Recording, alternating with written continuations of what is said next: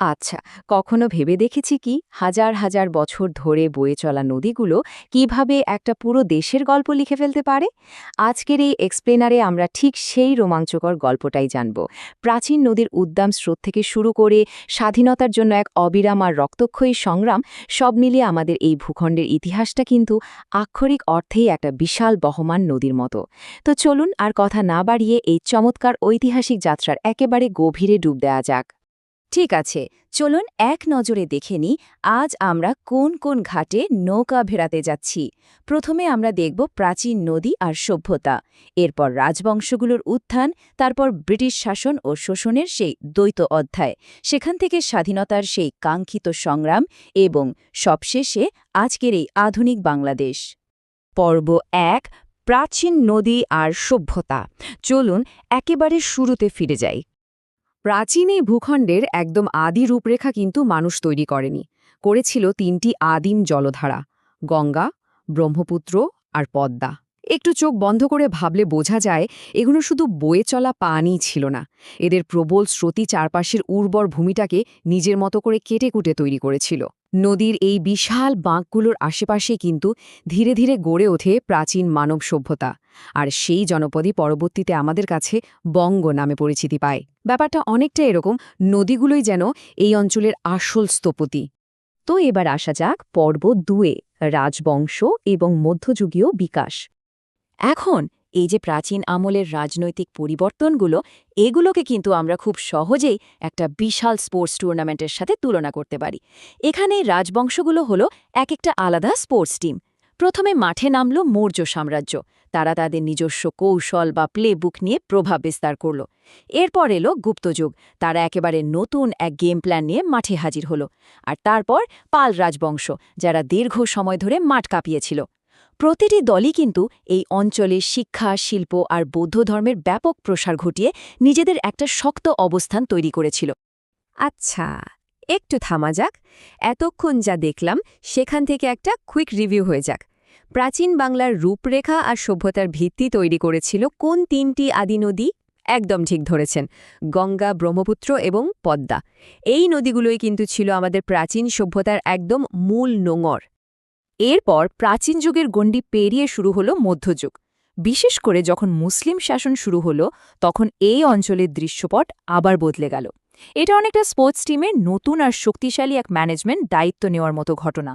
বাংলা তখন ধীরে ধীরে পুরো উপমহাদেশের একটা ভীষণ গুরুত্বপূর্ণ প্রশাসনিক অঞ্চলে পরিণত হয়। যেন একেবারে নতুন নতুন স্টেডিয়াম তৈরি হচ্ছে, মানে নতুন শহর গড়ে উঠছে, ব্যবসা বাণিজ্যের ব্যাপক প্রসার ঘটছে, আর কালচারাল দিক থেকেও আমরা অনেক বেশি সমৃদ্ধ হচ্ছি। বলা যায় বাংলা তখন রীতিমতো একটা কমার্শিয়াল হাব। এবার পর্ব ৩, ব্রিটিশ শাসন ও শোষণ। ১৭৫৭ সালের পলাশির যুদ্ধের পরের সেই কঠিন সময়। এই যে ব্রিটিশ শাসন, এর কিন্তু খুব অদ্ভুত একটা দ্বৈত রূপ ছিল। স্পোর্টস টিমের উদাহরণ দিয়ে যদি বলি, ধরুন নতুন মালিক এসে একটা দারুণ আধুনিক স্টেডিয়াম বানালো, কিন্তু দর্শকদের টিকিট বা খাবারের দাম এত বাড়িয়ে দিল যে দর্শকরা একেবারে নিঃস্ব হয়ে গেল। ঠিক এই রকমই হয়েছিল। একদিকে তারা আধুনিক প্রশাসন, রেলপথ আর উন্নত শিক্ষা ব্যবস্থা চালু করল ঠিকই, কিন্তু একই সাথে সাধারণ মানুষের ওপর চলল চরম শোষণ। তাদের ঠেলে দেওয়া হলো অবর্ণনীয় দারিদ্র্যের দিকে।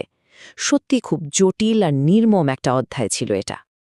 আবার একটা ছোট্ট রিভিউর পালা। ব্রিটিশ শাসনের সেই বিপরীতমুখী দুটো প্রভাব আসলে কী ছিল? একদিকে ছিল আধুনিক প্রশাসন ও রেলপথের মতো কিছু কাঠামোগত উন্নয়ন, আর ঠিক তার বিপরীতে ছিল সাধারণ মানুষের ওপর চালানো চরম শোষণ এবং তাদের নিঃস্ব করে দেওয়া। পর্ব ৪, স্বাধীনতার সংগ্রাম এবং চূড়ান্ত বিজয় অর্জন। এখান থেকেই কিন্তু আসল লড়াইটা শুরু। স্বাধীনতার এই সংগ্রামটা কিন্তু একদিনে হয়নি। প্রথম ধাপে প্রতিবাদের স্ফুলিঙ্গগুলো ধীরে ধীরে পুরো ভারতবর্ষে ছড়িয়ে পড়তে থাকে। দ্বিতীয় ধাপে এসে বাংলা হয়ে ওঠে এই স্বাধীনতা সংগ্রামের একেবারে প্রাণকেন্দ্র। প্রতিটা আন্দোলন যেন নদীর প্রবল স্রোতের মতো আছড়ে পড়ছিল শোষকদের ওপর। আর চূড়ান্ত ধাপে ১৯৭১ সালের সেই ঐতিহাসিক রক্তক্ষয়ী যুদ্ধ। দীর্ঘদিনের পুঞ্জীভূত সংগ্রাম আর লাখো মানুষের আত্মত্যাগের বিনিময়ে অর্জিত হয় আমাদের চূড়ান্ত বিজয়। আর এর মধ্যতে আমরা চলে এলাম পর্ব ৫, আধুনিক বাংলাদেশ এবং আমাদের শিক্ষণীয় বিষয়গুলোতে। ১৯৭১ সাল, সোর্স মেটেরিয়ালগুলো একেবারে স্পষ্টভাবে দেখায় দীর্ঘ আর অত্যন্ত কঠিন এক রক্তক্ষয়ী মুক্তিযুদ্ধের পর জন্ম নেয় স্বাধীন বাংলাদেশ। হাজার বছরের ইতিহাস, বঞ্চনা আর বিজয়ের সেই অপরিসীম গৌরব কাঁধে নিয়ে আজকের এই আধুনিক বাংলাদেশ একটা স্বাধীন এবং উন্নয়নশীল দেশ হিসেবে সামনের দিকে তরতর করে এগিয়ে চলছে। এটা সত্যিই একটা বিশাল অর্জন। চলুন আজকের একেবারে শেষ রিভিউর প্রশ্নটা দেখিনি। ১৯৭১ সালে ঠিক কোন প্রধান ঘটনার মধ্য দিয়ে সরাসরি আজকের এই আধুনিক বাংলাদেশের জন্ম হয়েছিল? উত্তরটা আমাদের সবারই জানা। সেই দীর্ঘ সংগ্রাম এবং একটি রক্তক্ষয়ী মুক্তিযুদ্ধ, যা এই অঞ্চলের মানুষের চূড়ান্ত মুক্তি আর স্বাধীনতা নিশ্চিত করেছিল। তো আসল কথায় আসি, এই যে হাজার বছরের এত লম্বা একটা ইতিহাস আমরা দেখলাম, এখান থেকে মূল শিক্ষণীয় বিষয় আসলে কি? মূলত তিনটে দারুণ ব্যাপার আছে। প্রথমত, পরিবর্তন হবেই। ওই যে প্রাচীন নদীর গতিপথ থেকে শুরু করে আজকের আধুনিক রাষ্ট্র, সবকিছুই কিন্তু ক্রমাগত বদলেছে। দ্বিতীয়ত, অধিকার আদায়ের সংগ্রাম ছাড়া কখনোই স্বাধীনতা বা উন্নতি আসে না। আর তৃতীয়ত, নিজেদের পরিচয়টা টিকিয়ে রাখতে হলে নিজস্ব সংস্কৃতি আর ঐতিহ্যকে আঁকড়ে ধরে রাখতেই হবে। দেখতে দেখতে আমরা এই এক্সপ্লেনারের একদম শেষ প্রান্তে চলে এসেছি, কিন্তু যাওয়ার আগে একটা বড় প্রশ্ন রেখে যাই। প্রাচীন সেই নদীগুলোর বহমান স্রোত আর স্বাধীনতার জন্য প্রজন্মের পর প্রজন্ম ধরে চলা এই অবিরাম সংগ্রাম, এগুলো কিভাবে আজও এই অঞ্চলের মানুষের পরিচয়কে একটু একটু করে গড়ে তুলছে? একটু ভেবে দেখবেন। আশা করছি সোর্সগুলোর ওপর ভিত্তি করে তৈরি করা আজকের এই যাত্রা আমাদের ইতিহাস নিয়ে নতুন করে ভাবতে সাহায্য করবে। আজ তাহলে এখানেই শেষ